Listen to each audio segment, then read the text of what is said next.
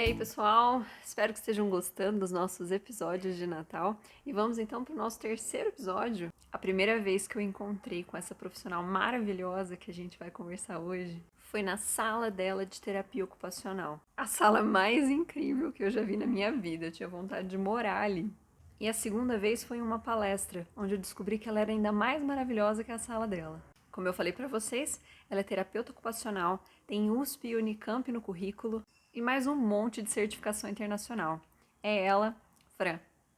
Oi, pessoal, Mari, como sempre, super criativa, né? A gente vivendo essa correria de final de ano, do ano mais estranho, mais atípico, mais louco das nossas vidas. E a Mari sempre com boas ideias, com projetos bacanas, para ajudar as pessoas. Muitíssimo obrigada pelo convite, espero poder contribuir.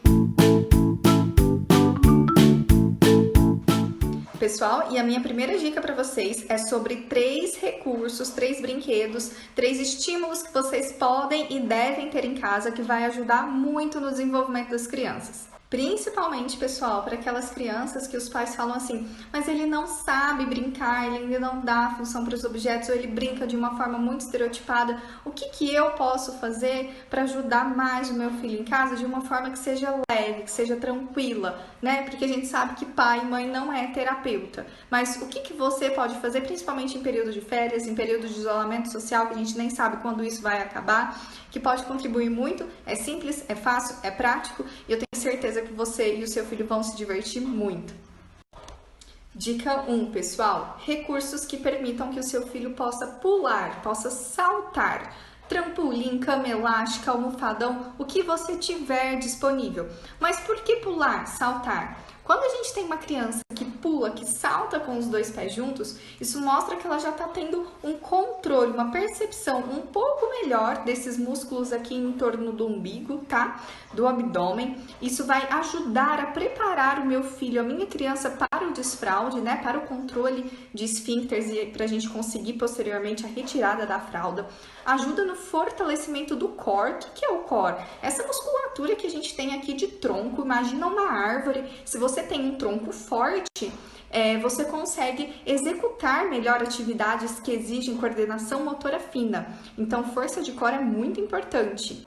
E aí, pessoal, quando você for brincar com o seu filho de pular, de saltar, dar cambalhota, virar pirueta, aproveita, explora o movimento. As crianças adoram, você trabalha muito o corpinho, né? Você estimula muito e é uma forma também, né, das crianças que são um pouquinho mais agitadas conseguirem gastar um pouco da energia de uma forma funcional. A gente diminui um pouquinho do uso de telas, né? Porque a gente está fazendo outras atividades.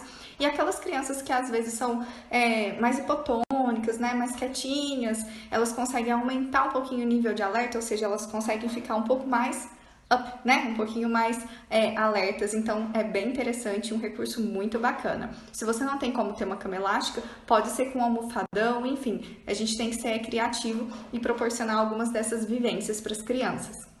E agora, pessoal, nossa segunda dica de recurso é o balanço. Quando a minha criança balança, ela está ativando o sistema vestibular, porque ele fica ali no nosso ouvido interno e ele é responsável por uma série de funções e do desenvolvimento. Ah, mas não tenho como ter um balanço em casa. Tudo bem, tem como você ter uma rede? Você coloca ali entre uma parede e outra, também não tem jeito. Mas você tem uma mesa que a gente consegue fazer, né, uma amarração de um lençol, de alguma outra estrutura que permita o movimento da criança e ative esse sistema vestibular? E aí, pessoal, às vezes alguns pais se perguntam, né? Colocar rede, brincar com a criança no balanço, para que isso, né? O que é esse sistema vestibular? Para que ele serve? Por que ele é importante? Por que eu vou fazer essas brincadeiras de movimento com o meu filho? Alguns exemplos de por que o sistema vestibular é importante.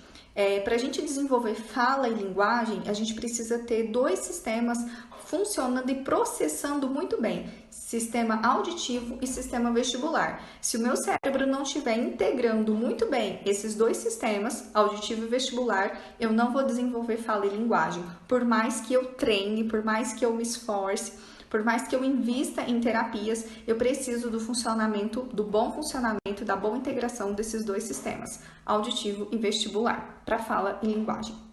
Outro exemplo, o sistema vestibular é extremamente importante no desenvolvimento do nosso contato visual e da nossa habilidade de coordenar o movimento dos nossos olhos e da nossa cabeça. Por exemplo, quando eu vou copiar a lição da lousa, eu olho para a lousa, olho para o caderno, olho para a lousa, olho para o caderno, e aí eu vou fazer a cópia da lousa. Se eu não tiver o sistema vestibular funcionando bem, eu não vou conseguir desenvolver essa habilidade, por exemplo. Outro exemplo, o sistema vestibular influencia diretamente na nossa habilidade de coordenar os dois lados do nosso corpo, tá? Então, por exemplo, atividades em que eu tenho que fazer o recorte, uma mão segura, a outra recorta. Escrita, uma mão apoia, a outra escreve. É o sistema vestibular que é responsável por nos ajudar a fazer essa integração entre o nosso lado direito do corpo e o lado esquerdo, parte de cima e parte de baixo. Então, habilidades, né, principalmente atividades de vida diária, que envolve essa integração e esse planejamento motor, o sistema vestibular está intimamente envolvido e ele é base. Por isso que é tão importante a gente estimular ele.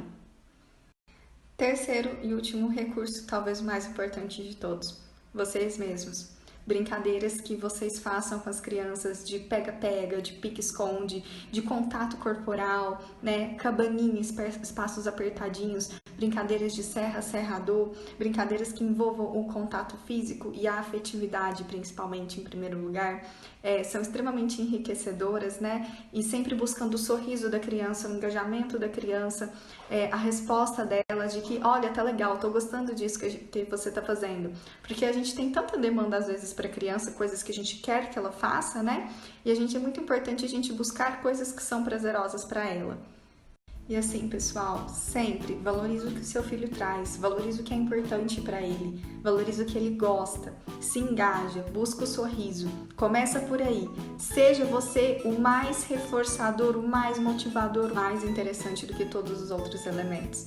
Pessoal, muito obrigada pelo convite, estou à disposição para o que vocês precisarem e que a gente continue se desenvolvendo cada vez mais, flexibilizando, se adaptando, porque eu tenho certeza que a gente sai mais forte para 2021 do que a gente estava agora em 2020. Grande beijo, grande abraço, até mais!